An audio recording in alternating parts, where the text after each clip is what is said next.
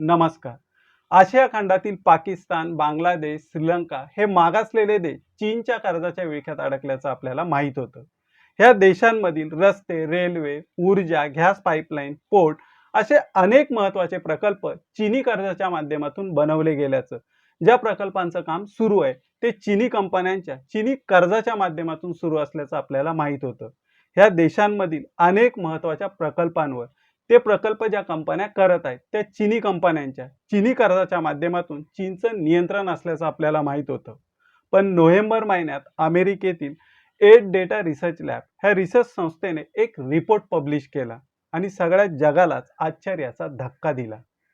Add data research lab ही अमेरिकेतील Brigham Young university, college of William and Mary ह्या अतिशय नावाजलेल्या आणि चांगलं रेप्युटेशन असलेल्या कॉलेजेसशी संबंधित आर्थिक संशोधन करणारी संस्था आहे, जी प्रामुख्याने जगभरात वेगवेगळ्या गोष्टींसाठी आंतरराष्ट्रीय स्तरावरून जी मदत केली जाते, वेगवेगळ्या प्रोजेक्टसाठी जे फंडिंग केलं जातं त्याचा अभ्यास करण्याचं, त्याचं संशोधन करण्याचं काम करते. ह्या संस्थेने 18 नोव्हेंबरला एक रिपोर्ट पब्लिश केला, ज्यामध्ये चीनने जगभरातील वेगवेगळ्या देशांना दिलेल्या कर्जाची, अनुदानाची आकडेवारी त्यांनी जगासमोर आणली. हा रिपोर्ट पब्लिश झाल्यानंतर संपूर्ण जगच कसं चीनच्या कर्जाच्या विळख्यात अडकलेलं आहे हे समोर आलं.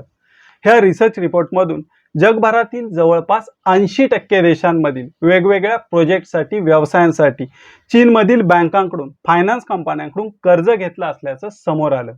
ह्या 80% देशांनी 2000 ते 2023 या काळात, म्हणजेच मागच्या 2 दशकात किमान एकदा तरी कुठल्या ना कुठल्या प्रोजेक्टसाठी किंवा व्यवसायासाठी चीनी बँकांकडून, फायनान्स कंपन्यांकडून कर्ज घेतलेलं आहे. ह्या कर्जाची रक्कम साधारणतः 2,20,000 कोटी अमेरिकन डॉलर एवढी आहे.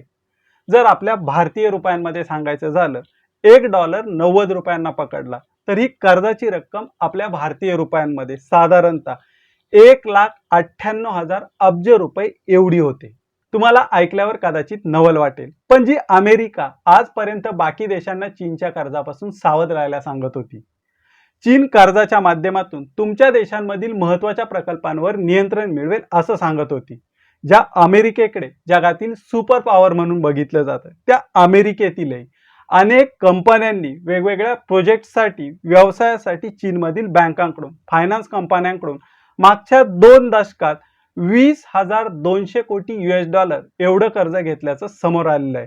जर आपल्या भारतीय रुपयांमध्ये सांगायचं झालं, $1 90 रुपयांना पकडला तर आपल्या भारतीय रुपयांमध्ये ही कर्जाची रक्कम साधारणतः 18,18,000 कोटी रुपये एवढी होते. चीनमधून अमेरिकेत किती कर्ज आलेलं आहे यापेक्षाही महत्त्वाची गोष्ट म्हणजे चीनमधील बँकांकडून, फायनान्स कंपन्यांकडून सगळ्यात जास्त कर्ज घेणारा देश अमेरिका आहे. चीनमधील बँकांकडून, फायनान्स कंपन्यांकडून सगळ्यात जास्त कर्ज घेणाऱ्या 20 देशांच्या यादीमध्ये Russia, Australia, UK, Switzerland, Singapore, Saudi Arabia अशा हाय इन्कम देशांचा समावेश आहे.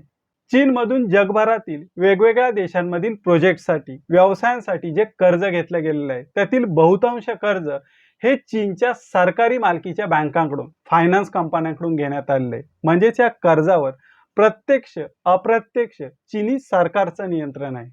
आता हे कर्ज कशासाठी घेण्यात आलेलं आहे तर नवीन व्यवसाय उभारणीसाठी, व्यवसाय वाढीसाठी, चीनी कंपन्यांना त्या देशांमधील व्यवसायांमध्ये भागीदारी घेण्यासाठी, वेगवेगळ्या खाजगी आणि सरकारी प्रोजेक्टच्या उभारणीसाठी घेण्यात आलेलं आहे.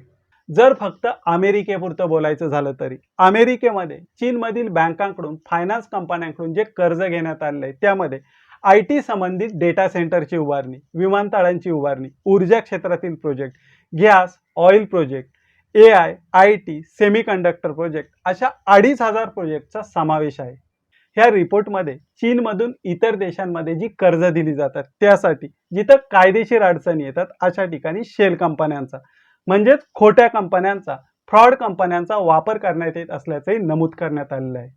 चीनमधील बँकांचं अनेक देशांच्या बँकांबरोबर, अनेक देशांनी एकत्र येऊन स्थापन केलेल्या बँकांबरोबर, एक्सपोर्ट क्रेडिट एजन्सीज बरोबर कोलॅबोरेशन असल्यामुळे चीनने कोणत्या देशात नक्की किती कर्ज दिलंय याची अचूक माहिती मिळणं अवघड झालेलं आहे. त्यामुळे ह्या कर्जाचा आकडा ह्या रिपोर्टमध्ये जो सांगितलेला आहे त्यापेक्षा प्रत्यक्षात नक्कीच कितीतरी जास्त असेल.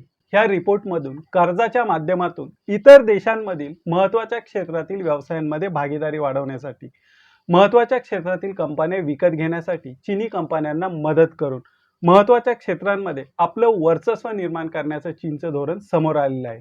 आपण जर ओमनी विजन टेक्नॉलॉजी या कंपनीचं उदाहरण घेतलं तर चीनचं हे वर्चस्ववादी धोरण आपल्या लक्षात येईल.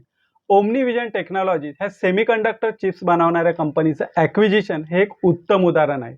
अगोदर ही कंपनी चीनमधील काही इन्व्हेस्टमेंट कंपन्यांनी विकत घेतली. त्यानंतर त्यांच्याकडून ती कंपनी व्हील सेमीकंडक्टर ह्या चीनमधील सेमीकंडक्टर क्षेत्रातील अतिशय महत्त्वाच्या आणि मोठ्या कंपनीने विकत घेतली. 2015 ते 2023 ह्या काळात बाहेर देशांमधील महत्त्वाच्या क्षेत्रातील कंपन्यांमध्ये भागीदारी विकत घेण्यासाठी कंपन्या विकत घेण्यासाठी चीनी कंपन्यांना चीनमधून जो कर्ज पुरवठा झालेला आहे त्यामध्ये सतत वाढ झालेली आहे. विशेषतः ज्या देशांमध्ये विदेशी गुंतवणुकीसाठी फारसे कडक कायदे नाहीत, त्यातही हाय इन्कम देशांमध्ये कर्जाच्या माध्यमातून आपली गुंतवणूक वाढवण्याकडे चीनचा कल आहे. पुन्हा भेटूया अशाच एका नवीन माहितीपर व्हिडिओसह. तोपर्यंत धन्यवाद.